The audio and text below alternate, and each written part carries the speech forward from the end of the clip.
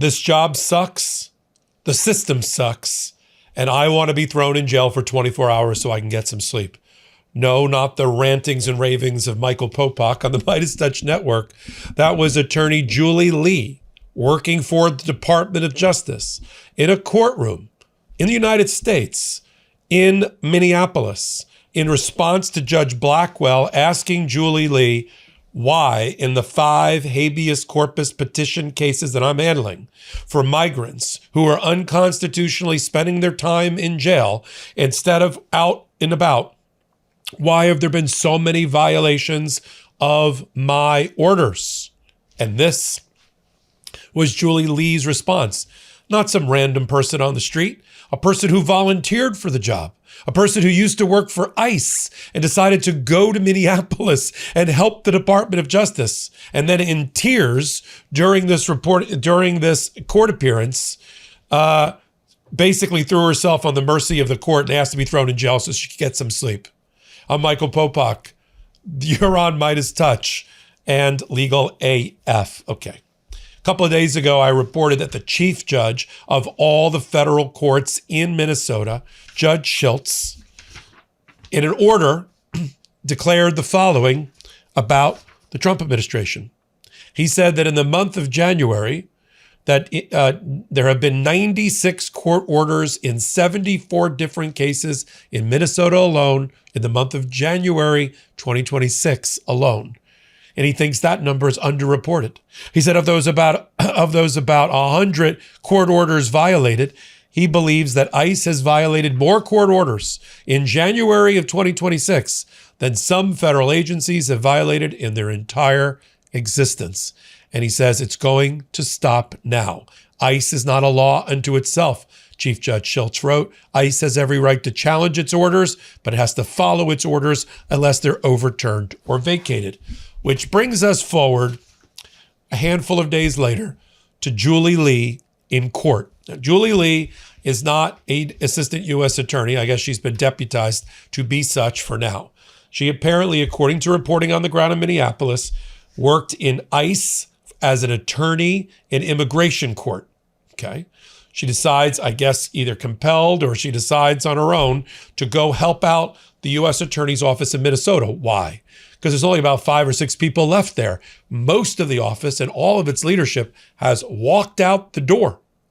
Things are so bad in Minnesota's U.S. Attorney's Office, where the U.S. Attorney, all senior leadership walked out the door, that during a discussion with Greg Bavino, who's now, of course, departed from Minneapolis, Minnesota, but he was head of Border Patrol, he actually thought it was okay to make fun of the religion of the replacement U.S. attorney, who happens to be Orthodox Jewish, talking about him being the chosen people and complaining about him not being available on the Sabbath to talk to Greg Bavino.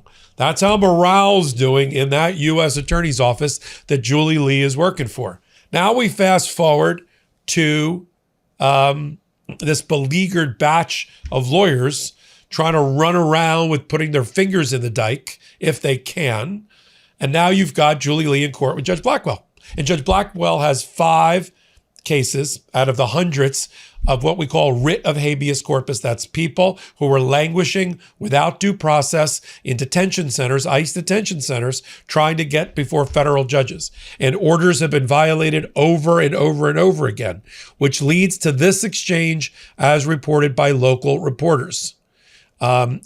Julie Lee says, we have no guidance or direction on what we need to do.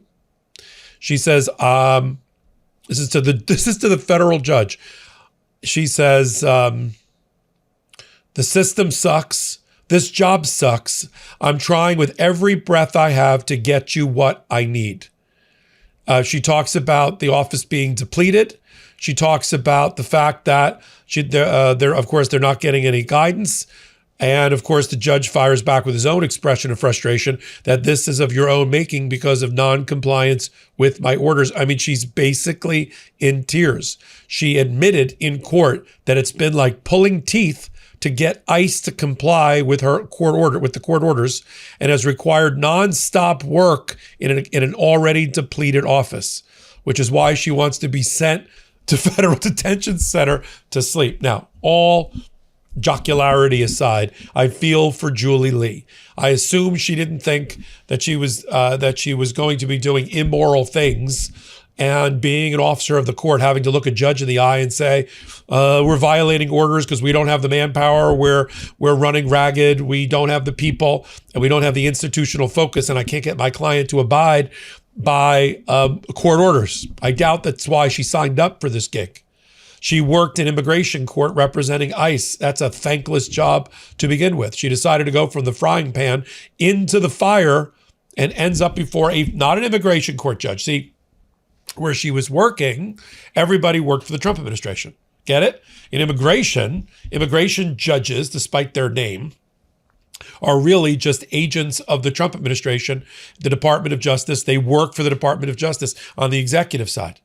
They're not Article 3 judges under the Constitution. They're not impartial. They're not neutral. They work for the big man in the White House.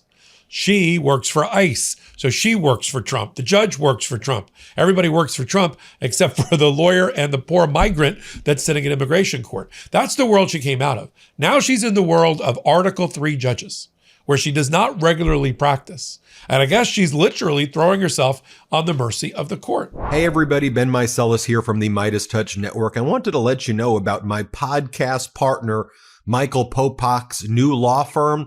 It's called the Popok Firm. Michael Popok's pursuing his dream of starting his own law firm, really based on the popular demand by all the Meidas Mighty and legal AFers who were approaching Michael Popok with their cases and saying, can you help us? And at that time, Popok was not able to. So he went out on his own. He started the Popok Firm, where he is now handling catastrophic injury cases like car accident cases, trucking cases, malpractice cases, big negligence cases, wrongful death cases. So if you or someone you know have a case like this, the consultation with Popok's firm is free. Give him a call. See if you have a case. It's thepopokfirm.com, thepopokfirm.com, or you can call 877-POPOK-AF, P-O-P-O-K-A-F. So 1-877-POPOK-AF. Give Michael Popok a call. And I'm really proud of you, Popok. Thanks for all the hard work you're putting in. But this should come as no surprise. What we are watching is Minnesota under siege. In the streets of Minnesota, yes, that's Border Patrol and ICE wearing body cams now, apparently, and how they are, how do I put this nicely, interacting with First Amendment protesters, U.S. citizens, legally here people, and migrants. That's stressing the system as law enforcement and the National Guard try to figure out how to protect Minnesotans from their own federal government. In the courts, though, and this doesn't get covered enough, you've got federal judges who have to handle dozens and dozens of habeas corpus petitions for the hundreds and thousands of people that have been picked up off the street by ICE. They have to get processed. They have lawyers, or hopefully they get lawyers. And those lawyers file petitions to get before federal judges. You think it's equivalent to, remember in Jan 6th, all the DC district court judges, federal, that each one of them had dozens and dozens of the couple of thousand Jan 6ers who attacked the Capitol. Those all ended up in a giant grind at the court system. Same thing's going on in Minnesota, and they're not ready to handle this. This is not a giant district of judges compared to other districts. So you have a beleaguered, underwater U.S. Attorney's Office. I mean, I'm not asking for sympathy, although I am using Julie Lee as somebody who's a victim here, if you will. I've got federal judges who aren't prepared for this.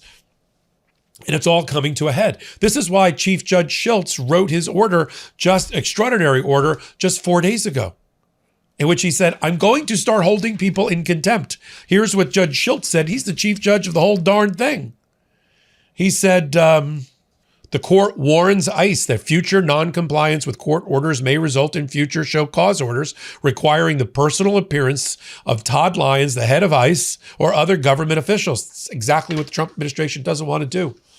And a weeping Julie Lee, although she's the canary in the coal mine as far as I'm concerned, is not helping the Department of Justice get out from under the ire of Judge Schultz.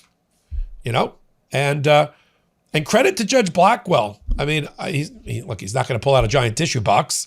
He said this. He said what is obvious. This is a problem of the Department of Justice's own making. Nobody wants to work there. Everybody has quit.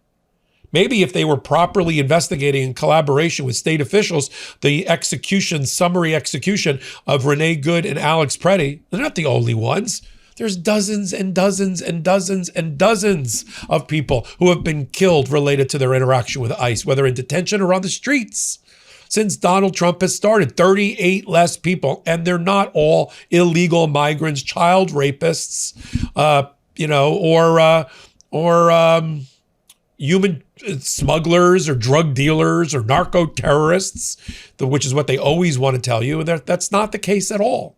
So we'll continue to follow the apparent meltdown of the Department of Justice, at least in Minnesota, because look at the guidance. Do I think it's any coincidence that Julie Lee's meltdown in court came just several hours after Pam Bondi decided to spend more time in Minnesota? I don't think so. But I'm sure my next report is she got canned. She got fired for telling the truth. And I hope she gets some sleep.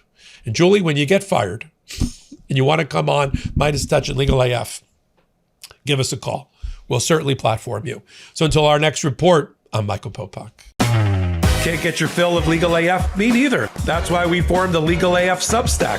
Every time we mention something in a hot take, whether it's a court filing or a oral argument, come over to the Substack. You'll find the court filing and the oral argument there, including a daily roundup that I do called, wait for it, Morning AF. What else? All the other contributors from Legal AF are there as well. We got some new reporting. We got interviews. We got ad-free versions of the podcast and hot takes. Where? Legal AF on Substack. Come over now to free subscribe.